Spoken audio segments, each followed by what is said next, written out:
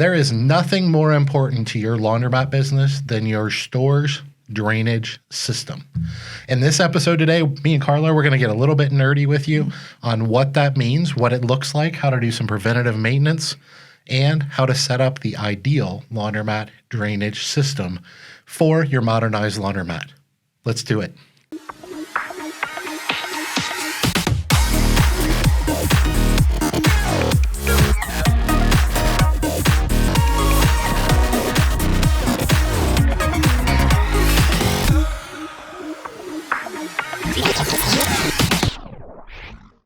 So you've all had that moment where you get the call. Maybe it's in the middle of the night, or maybe it's right in the middle of the big game you're watching. You have a customer or your attendant freaking out, and there's water everywhere. It happens to all of us at some point, but today we're going to talk about how to avoid those calls, how to be proactive rather than reactive, and get your drains designed the best way possible to avoid those horrible, horrible floods. Yeah, is there really anything worse than getting a call that your store is flooded? Probably the only thing I can think of that's worse is maybe an employee be harmed or robbed or something like that. Robbery, fire. Or a fire. If your store catches on fire, that's probably worse than a flood in most situations, just because a lot of laundromats are set up to handle a flood. We have floor drains, trench drains, at least in newer stores we typically do. So that's what we're going to talk about today. We know this is kind of like a little bit nerdy, but the truth is, if you think about it, there really isn't much more important aspect to your business than that. Here you are, Sunday afternoon, it's busy. We know most self-serve laundromats do 30 to 40% of their revenue for the week, generally speaking, on a Sunday, and bam, your store is flooded with 2 inches of water. You have to close for the day, and or you have to call your commercial plumber and pay weekend rates. And maybe miss out on Sunday night football. Yeah, well, that's the worst of it all. That's the worst of it all. Because let's be honest, guys, Carla's not the one getting that call. It's me getting that call. I got to go deal with that. And by the way, we have been in this situation. We have learned from that. And that's why we wanted to do this episode, even though we know it's a little bit nerdy. So let's jump right into it. Obviously, we all know that our store's drain system is important. First, we want to start with what I always say is a little bit of context here. So we don't claim to be experts on any of this stuff, but we do happen to have had a lot of experience with different aspects of this. And we also happen to work directly with one of the top drain trough manufacturers and equipment distributors in the country, HM Company here in Cincinnati.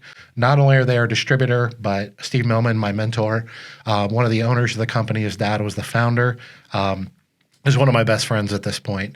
And I'm very close with the new owners of HM Company as well. So we have a very close working relationship, have for about 14 years now, and we've learned a lot. And so we want to share that with you today. There's nothing better than free. Ever heard that before? Well, it's not true. You know what your laundromat customers like even better than free? It's fast. That's right, they want to save time more than they want to save money in most cases. They want to get in and out of your laundromat as fast as possible, and they'll pay more for that experience. We're proof of that here in Cincinnati. That's why we added HM Company drain troughs into our newest store in Cincinnati. While they may never know why, your customers will love that your washers all drain better and faster than with old school drain pipes. As if that wasn't enough, every HM drain trough is made in the USA, so they ship in only a few weeks and everyone is custom made just for you and your project.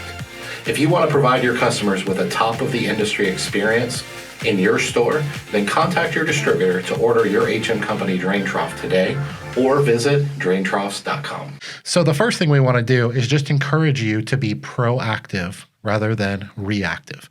Being reactive, you have a costly repairs, you have missing football games, which is definitely a terrible situation. And overall, your customers get a poor experience. They get a bad connotation associated with your store. There's many negatives to it aside from just inconveniencing you, the customer.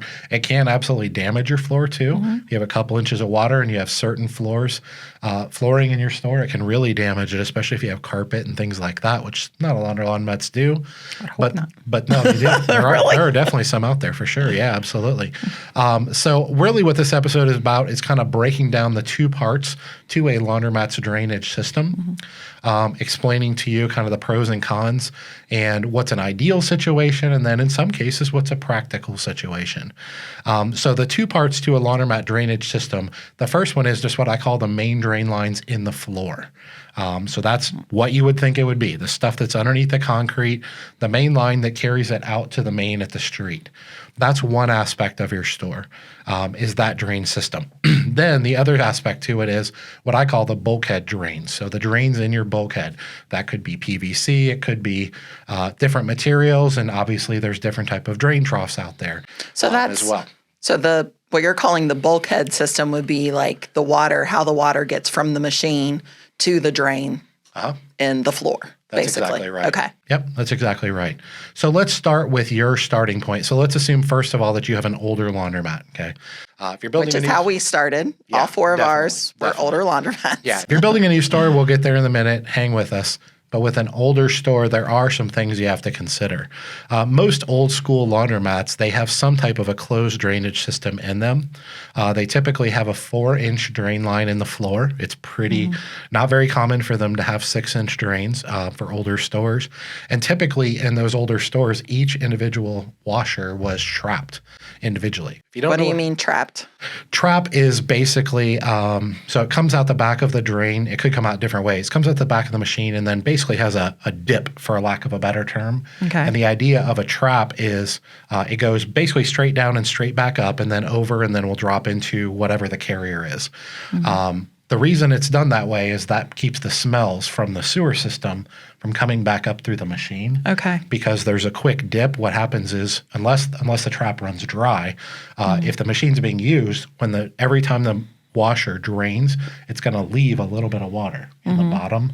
And let's say, for example, you have a 2-inch drain line. You're going to have 2 inches of water in the bottom of that. And it's not a lot. It's only a couple ounces typically, but it's just enough to create a barrier and block that smell. Okay. Everything in a residential home has a trap too. Your toilets have traps in them. Your sinks have traps in them. And it's to keep the sewer system from coming back up into your home in those cases. Okay. So you have to have a trap somewhere. Older stores typically have those. Now, obviously, if you have an older drainage system and you're having problems with it and things like that, we don't recommend tearing it up. I mean, if it's working, by all means, keep it. But in a perfect world, we really want to have a 6-inch drain in a modernized laundromat. So keep in mind, this is your in-the-floor drain. What if you were buying a space that wasn't previously a laundromat? Would that even have a 4-inch drain? Like what's in like just a standard white box space? Yeah, it can vary a lot, and that can Okay. be one of the deterrents to building a laundromat in a white box space. Is typically it's not going to have a 4-inch drain. In fact, almost very rarely will it have a 4-inch drain if it's never been a laundromat. That's part of that investment in that infrastructure. You would have to tear up the floor. So you want a minimum of a 4-inch drain, but ideally a 6-inch drain. It depends on the size of the store. I mean, if you Okay. have, and this is a general rule of thumb, depends on the amount of washers you have. You want to calculate your flow and things like that, which a distributor or a plumber can help you do usually. But yeah, typically if a smaller laundromat, let's say as a general rule, under 3,000 square feet, you might be able to get away with a 4-inch drain line. Okay. Anything over that, you'd really want a 6-inch drain.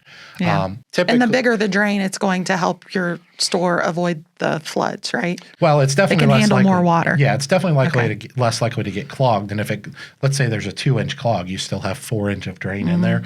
But obviously, you don't want that to be the case. There is a law of diminishing returns where Okay. you don't want a 6-inch drain line feeding your store when you have 4 washers in there. Okay. Because then it's never going to flow. Does that make sense? Like you need enough water disbursement to carry itself out the drain. Okay. So you could overbuild it hypothetically, but you're typically not gonna really have too much of that issues. Typically, it's underbuilt. Okay. So that's part of it first. But when it comes to an older laundromat, you're gonna have what you're gonna have. In almost every scenario, you're gonna have a 4-inch line. One of the first things I do, assuming you're acquiring this old laundromat from scratch, and once again, we've been here 5 times. I didn't always do this. Is I recommend that within a week of purchasing it, or even beforehand if you can, I recommend having either getting your own camera system or having your plumber camera the lines. It's going to let you know if they're clogged. If it's an older, neglected laundromat, they're almost always going to be almost 100% clogged in a lot of cases. Sometimes it's very, very difficult to get them undone if it's calcium deposits and piles of quarters that have calcified together. I mean, it can really create a substantial clog. It's not just a, piece of toilet paper or something like that. It can be substantial. The point is, on an older laundromat, you want to look at your existing system and figure out what can you work with if it's there. Now, some older systems, you can get those cleared out, and then they still might be a 40, 50-year-old system. Sometimes they're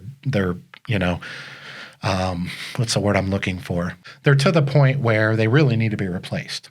But let's pause, because a lot of people don't know this. If you have a drain system, 4-inch old drain underground, a lot of times you can have your plumbers put what's called an epoxy sleeve in there. And so they can basically take an old collapsing, was the word I was looking for, an old collapsing drain line, and they actually plug this PVC pipe or epoxy pipe through it. They inflate it with a balloon, and it basically creates a seal around the outside of it, and it essentially creates an epoxy drain. I don't know the lifespan of those, but I mean, epoxy is pretty durable stuff. So I'm guessing that's a lot cheaper than digging it up and repairing. It's not only a lot cheaper, it's also a lot quicker, a lot less messy, and a lot less disruptive to your business. Okay. So if you have an old 4-inch drain line and you're acquiring an old laundromat, and you're just like, say it's a zombie mat, you're trying to get new machines and new water heaters, stuff like that, you do need the store to drain. You don't want to necessarily put a Band-Aid on it, but these epoxy sleeves can be really, really durable. Obviously, in a perfect world, if you're going from an older laundromat to building a modernized laundromat with a lot of big equipment and stuff like that, in a perfect world, you would want to tear that up and replace it with 6-inch drain lines. Yeah, but we can't always afford a perfect world. Very rarely can we. And we all know that for sure. So that's kind of what side of the equation. And obviously your budget is a factor in that as well too. So what's your budget? What's your timeline? What's the totality of the project you're working on? A lot of times we take over these older rundown laundromats and closing for weeks at a time and spending $20,000 to upgrade the drainage system, even though it needs it. That isn't always an option, and sometimes it's never an option. Yeah. And full disclosure, we've had 5 laundromats. We merged one of them with our new store, so we have 4 of them today. Only one of them have we ever tore up the floors and put all new drainage systems in. Now, 2 of them, the 2 of the 3 that have old drainage systems in them, they do have epoxy sleeves in them. And one of them has had it for over 10 years. So that's one side of it. One thing I want to say too is if your store has an old deteriorating line and you have it sleeved, you're going to want to have that. That's not the be all end all, right? You've repaired it, you've put it back to like new condition, but you're still going to have to maintain it. So whether you have a 4-inch drain line, a 6-inch drain line, we'll go into some other things with drain troughs and stuff like that in the bulkhead. One of the things we recommend that every laundromat in the country do every single year is have them hydrojetted as part of your annual maintenance. We mainly do that because you could have brand new drain lines, and while 6-inch drain line isn't likely to be clogged as quickly or as thoroughly as a 4-inch is, but stuff does happen. Things do go down them, especially if you don't have any type of lint interceptor catching the debris before it goes down. So we're kind of all over here a little bit, but if you have an older store, you obviously want to make sure it works. If it has a 4-inch drain line, that's okay. Just make sure it's in good condition. If you're acquiring an old zombie mat, you're probably going to have to clear that. I'd almost bet my life that if you got a 30, 40, 50-year-old laundromat out there that you're acquiring, there's probably something seriously wrong with that drain underground. So just know what you're dealing with before you go in there and put all new machines in, fire them all up, spend $500,000 or whatever, and next thing you know, a week into your new project where you're doing marketing and soft launches and all these things, You got to flood. You got to flood a weekend. It's embarrassing. We've actually been there. Yes. Yeah. Okay, so now let's flip to the second part of the equation, and that is the bulkhead drains. And this isn't a technical term. That's just what I call it. The drains in your bulkhead, okay? So it's connecting the machine to the floor drain. Correct. Whatever that system is. Yeah, that's exactly right. So we have two options. We have a closed drain system, which could be different materials, but is typically PVC, or you have drain troughs.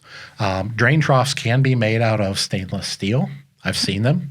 They can have concrete drain troughs, which are just poured. They're formed and poured concrete in place. They can be polypropylene drain troughs, which is what we use. We get those from HM Company. And you can get ABS, plastic drain troughs from different companies out there. We prefer polypropylene mainly because it's so durable, it's thick, and that's what our distributor manufactures right here in Cincinnati. So we know we're going to be taken care of. We know things are going to be done well. And if you saw them at the clean show, like a 200-pound man can jump on top of one of those things and support its weight. Yeah. They're like crazy strong. Anyway. Yes, they are very, very strong. Obviously, concrete's strong too. Well, yeah. But yeah, and not to go too far down the rabbit hole, the reason I actually prefer polypropylene over other types of materials is it's just smooth and durable.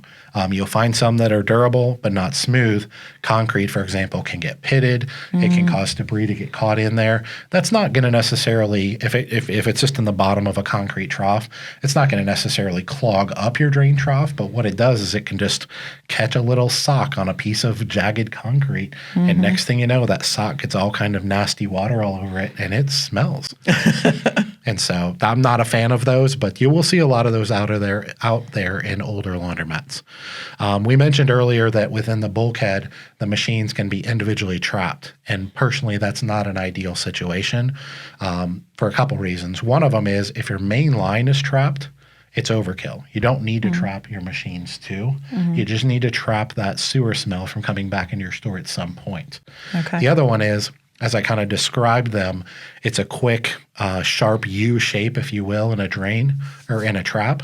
And what that can also do is it's anywhere we all know, whether it's ventilation or water flow or anything like that, anywhere there's a sharp turn, that's an opportunity for a clog. Okay. So that's something that's not ideal as well. Okay, so one of the things we want to get into here is now that we're into the bulkheads themselves, once again, if you have a closed drain system, it's in good condition, it's PVC, it's working fine for you, we're not necessarily suggesting to tear that up. Does closed drain system mean like that it's covered and you can't see the water draining out of it? What do you mean by closed drain system? It just means it's a closed system, like a PVC pipe would be a closed system, and then it would have a plumbing access on the end that literally has a cap screwed on it, and it's sealed. Okay. Does that make sense? Yes. No, it might not. I mean, it should in a perfect world be watertight. Yes. Sometimes they're not if we don't use the right glue and stuff like that to assemble them. But generally speaking, a closed system is going to be closed, meaning it's not going to leak water. So the water never touches the air, basically. It's all inside, encapsulated in it. Are there open systems too? Yeah, well, that's what a drain trough is. So Okay. a drain trough, All right. Most drain troughs, not all, but most drain troughs have a lid on them, and they're screwed down on there, but they're not a closed system, meaning there are air gaps. At the end of a drain trough, there's typically going to be about a 12 to 18-inch opening, and that's where your Lint interceptor is going to be, which is like a screen with a bunch of holes drilled in it that's plastic, and that's what's – okay. So let me back up. So when a washer drains into a drain trough, a drain trough acts as a holding tank. Okay? One of the benefits to a drain trough is that all the machines can dump at the same time, and the drain trough acts as a holding tank, which then releases over time into a 4 or 6 inch drain system. Okay. So a drain trough can hold a lot more water at one time than a 4 or even a 6 inch drain line can. So it's a temporary holding tank. Does that make sense? Yes. But part of the benefit of a temporary holding tank is at the end of it, before the water disperses into your underground drain line, you're going to have a Lint interceptor there. And it's a screen that blocks it with a bunch of small holes in it. And as the water flows through those holes, not all, but a good 75 to 80% of the debris gets stopped. And so every morning and every evening in our stores, what we do is we just have our attendants remove that drain, that Lint interceptor, wipe it off, spray it off real good, put it back in. And that keeps all of that debris from ending up down your drain. So On the other side of the coin, though, with a closed system, instead of having a holding tank, it just dumps and feeds directly into the main thing. Correct. So like if all your machines were running at the same time and dropping the water down the drain at the same time, could you have a flood at the drain site?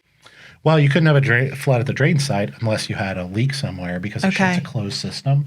So what happens if it gets overwhelmed? Well, the machines, it won't flow. So the machines just won't drain as fast. So there's many benefits to a drain trough, but one of the benefits is that it acts as a holding tank, giving the customer a better experience. Okay. So if hypothetically all the washers in your store are dumping at the same time on a busy Sunday, the drain trough can hold the majority of that water and drop it into the system over the course of, let's say, the next half an hour. Okay. As it runs through a screen. So it screens them in the Lint Interceptor, but it's also going to act as a holding tank because when it comes to the customer experience, the difference in it taking 5 minutes to drain and 1 minute to drain is 4 minutes of customer frustration. Okay. My other question was, so with a closed system, I know how ours works with the Lint Interceptor that they can clean out from the end of the trough. So where is the Lint Interceptor in a closed system? There isn't one. So it just goes into the drain, it goes into the sewer system, and ends up at the plant. So, and if it gets caught anywhere in that drain, anywhere from the machine all the way out to the sewer down at the road. That's how you get floods. That's how you get floods. Exactly okay. Right. Now, hypothetically, if you were to have a Lint Interceptor in your drain trough and your attendants didn't clean that, I mean, that would eventually back up, fill the trough with water, overflow into the store. It's the same concept. Yeah. The water has to have somewhere to go. The difference is in a closed system, there's no Lint Interceptor. Typically, and I'll get to that in a minute, but typically there's not.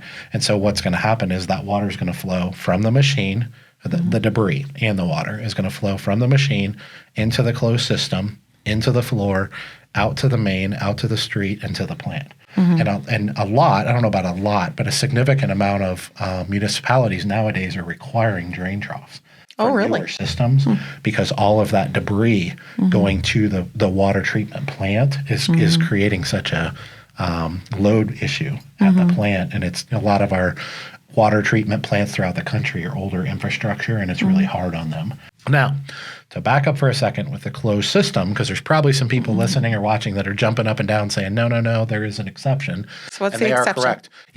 You can put a Lint Interceptor, what they call a whole store interceptor. And so what happens is you have the machines, they drain into a closed system.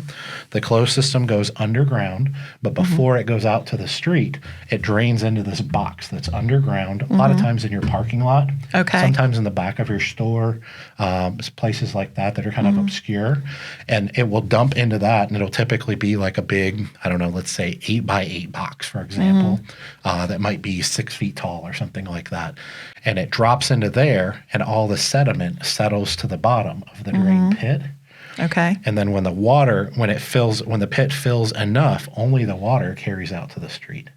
Okay. So the sediment, because it's heavier, settles in the bottom. And when you have a Lint Interceptor that's a whole store interceptor like that, it settles to the bottom, and the maintenance there is every year you typically need to, and we have some of these. And so what happens there is the sediment settles to the bottom, and each year, what should be happening in most laundromats that doesn't happen is each year you should have a pump company come out, and they'll pressure wash the inside of your pit real good, and they'll pump all the debris out of there, all the sediment and sludge, and it is, over the course of a year, it is really, really rough.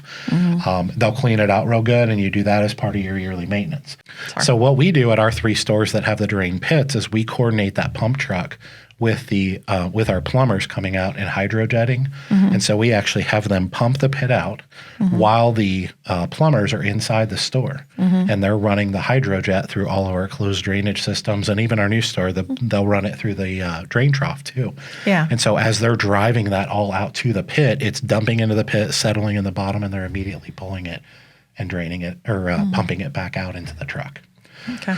So there's a bunch of different ways you can do it depending on whether a system is old or new. Obviously, whether a municipality would require a drain trough and things like that. So I have a question. Not that I know a lot about this stuff, but I do know that people complain sometimes about drain troughs being smelly. Oh, yeah. And we do not have that issue. We have had that issue before because we had something wrong with one of our troughs. Can you talk about the misconception that drain troughs are smelly. Do you call it a misconception if it's true sometimes? Well, how about if it doesn't have to be true? You can fix it where it's not true. Yes. So this is a big conversation that a lot of people in the industry will disagree with me on. And once again, this isn't Dave Menz telling you this information. This is one of the experts in the industry telling you this. And I can tell you And from our experience. Well, yes, definitely our experience too. We've witnessed this. And we fixed it. And Yes. so we know, we haven't cleaned that trough since then, which is probably 5 years now. So yeah, there's a couple parameters that I've learned that will keep a drain trough from smelling. One of them is if it's properly sized. Okay. So you want to have either a commercial plumber or an equipment distributor or both properly size it for flow. You also want to have them do that. So like the width and the depth. Correct. Like both. Correct. Okay. But what happens, and it's actually really common, is you don't really want a drain trough within a bulkhead to be any wider than 18 inches. And that's what happened. We put we built a custom bulkhead. This is early on. We didn't have much money. We built a custom bulkhead. It was 36 inches because I wanted plenty of room to get back there and move around. And so we just told our distributor, and they didn't even know what we were asking for. We just said we want a 36-inch drain trough because it'll fit back there and we can walk on top of it. So they made us a drain trough that was 10 inches tall, 36 inches wide. And the capacity, the flow calculation worked as far as how much water it would hold. But the problem is the disbursement wasn't enough. So because the water disbursement spread out over 36 inches, it didn't flow out. It dispersed, the sediment settled in the bottom of it, and the water flowed out, and it left this slimy, sludgy smell that was one of the most horrific smells on the planet. So as a general rule, there's a couple things around what is a perfect drain trough system or drain system in general. So I want to kind of lay out for you, and I'm aware that not everybody can do this. Once again, only one of our 4 stores actually has a perfect drain system. But if you don't have a perfect drain system, first of all, think about cameraing your system, thinking about putting a sleeve in it, thinking about regularly hydrojetting it. If you have the pit out behind your store or something like that, have that regularly cleaned out. These are parts of regular maintenance of an older laundromat that you should be doing, whether you have a new or an old laundromat. Yeah. We call it being proactive. Proactive. So if you do that regular maintenance, then you won't have to react during that football game to the flood. Yeah, that's exactly right. And once again, just in a perfect scenario here, we have 3 stores that are older, less than ideal setups, but we've learned how to properly maintain them. And so we haven't had a flood in like 7 or 8 years at this point, once it kind of the light bulb went off. The newer store, I'm not sure it's even possible to flood there, but knock on wood, okay? So first of all, have an equipment for an ideal drainage system. You want to have your equipment distributor or a commercial plumber or both help with flow calculations based on the machines that you're putting in the store and how much a wash and bath cycle is going to dump into that, whether it's closed or drain system. The next thing is, if at all possible, you want to have a 6-inch store drain that goes out to the main, okay? Now, once again, 4-inch drain for smaller stores, rough idea is 2,500, 3,000 square foot, okay? Troughs no more than 18 inches in width, so you want proper water disbursement and less sediment settling. That's a mouthful. If you need capacity, like if the capacity doesn't work for the washers you have, then you want to add to the height. Okay. So don't get any wider than 18 inches. Something's magical about 18 inches. So 18 inches wide. Well, I'm not a water disbursement engineer or anything like that. That's actually a real thing, believe it or not. Okay. So 18 inches wide and calculate how much water it needs to hold. And if you need more than the standard depth, you go deeper. That's exactly right. And not too many do. Typically, if you go 10 to 12 inches deep deep and 18 inches wide, there aren't too many laundromats in the country that aren't going to have that. Because keep in mind, you could have a mega mat. You're talking about an individual bulkhead. Yeah. So you can only have so many washers on each side of the machine. You're calculating based on if they were to all dump at once, will that hold the capacity? But also part of that is how quickly can it disperse into the floor drain? Because it's not going to sit there full unless you haven't cleaned the interceptor. So who would calculate this for you? Would it be HM company that sells the trough, or would it be your distributor? Like, I assume there's people who know the formulas to figure out how big it needs to be? Technically, it's actually what they call a water engineer. I never knew it was a thing. Technically, there who should calculate it, but it's just math, and I'm not good at math. Will HM do that for you? Yeah, okay. Equipment distributor can do it. Typically, most commercial plumbers can do it for you. Okay. It's just a load calculation. They said typically what a plumber would ask for is the specs from the machine. You know, when it dumps a washer, a rinse bath, how much water is it dumping? It's 60 gallons. Okay, if this machine dump all at the same time, it's going to disperse X amount of gallons of water. What's the capacity for this to hold, and how quickly will it flow through that lint screen and into your drain? Okay. So it's just a math calculation for math nerds out there. Yep. Okay, so another thing I want to really point out, because this is something we didn't always know, is in an ideal situation, you also really want your machines to drain in the top of the drain, in the top of the trough rather than the side. Now, it doesn't really matter where they dump into the machine. So let me be clear with that. But what it does matter is the trough needs to be pitched, okay? So one of the reasons that so many troughs smell is they're beyond 18 inches wide. Okay. Another reason they commonly smell is they're not pitched. They just order a trough, sit it flat on a concrete floor, dump the water into it, and 85-90% of the water flows out the drain trough, and guess where the other 10% goes? It just sits in there all the time. So you need to have that incline so it'll run faster and not get caught, basically. And you need it to disperse quickly, properly, so that sediment doesn't have time to flow. Anything sand, muck, lint, anything that's in a machine or in a water is going to settle fairly quickly. That's why you want that water dispersion. Isn't there like a certain pitch that's recommended? I know that came up on one of our other podcasts. Yeah, it's recommended at 1/16 per 6 inches, which is just 1/8 of an inch per linear foot. Okay. So for every foot that you have, you want 1/8 inch of pitch. And one of the things, there's a couple different ways to pitch it. It doesn't matter how you get it. You can order a flat bottom drain trough. You can sit it right on the concrete and shove shims under it and calculate that pitch all the way to the end. If it's an 8 to 10 inch trough, it's not going to be a big pitch. But what I've learned to do is to put a false bottom in them. And when you order them, you can typically request that. I won't speak for other manufacturers. For HM Company, they'll create a bottom, a top, sides, ends, and then they'll take a same sheet of polypropylene and actually, it's called a plastic weld, but they'll actually weld that slope in for you. So they do the calculation. So you can sit it right on a flat floor and you have the correct pitch. Nice. I recommend it. It is a little bit more expensive, but I recommend doing that primarily because in my experience, and this is talking to coaching clients too, very few plumbers in the country, including true commercial plumbers, they understand pitch and flow and things like that, but they don't typically build many laundromats. And so when they put this drain trough in, they just treat it as kind of a drain pit. And they don't think about the slope. And if they do, they don't think about the calculations. They just drop it in, hook up the washers, and go. So there might be a pitch, but a lot of times it's pretty arbitrary. Yeah. And that math actually matters because it'll flow. It just won't flow at the right rate. That sediment will settle.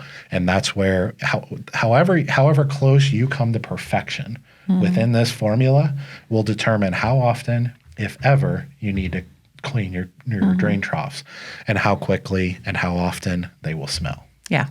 So if you have a drain trough and you say, I only have to clean it once a year, my retort to that is I have a drain trough that's 7 years old and I've never cleaned. It's because it's not pitched properly. Yeah. Or it's too wide. Or it's too wide. And then there's one last thing that I like to touch on too, and this is a little bit of a detail thing, but I think it's important.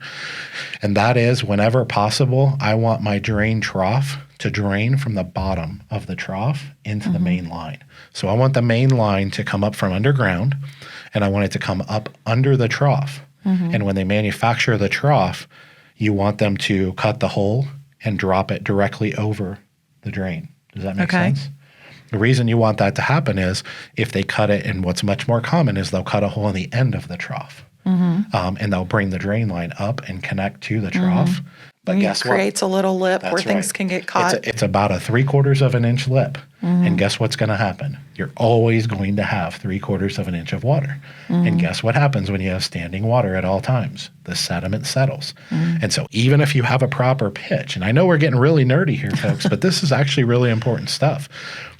If you have a proper pitch and then you have an end cap where you drain your machine, what you're going to end up with, and we've literally had this, is about an 18-inch platform that's about a ½ inch of sludge. And you'll have to go in there and shop vac it and spray it with water, and you'll have to do that every 3 to 4 months and get that out of there. But as soon as you clean it out, within a week or two, there's a small amount of sludge in there, and it smells. So unless you want it to be completely bone dry at all times, you have to go in there almost every week or two and clean this out, because it doesn't take much to smell. Yeah. So this is why we wanted to do this episode. I know your head might be spinning a little bit and you might think, I'd never realized there was so much to this. It's why we wanted to share it, because we feel like we're, of course, a lot of people have this information. We're in a unique situation where we work very closely with our distributor. Distributor's been in the industry for years. We work very closely with our commercial plumbers.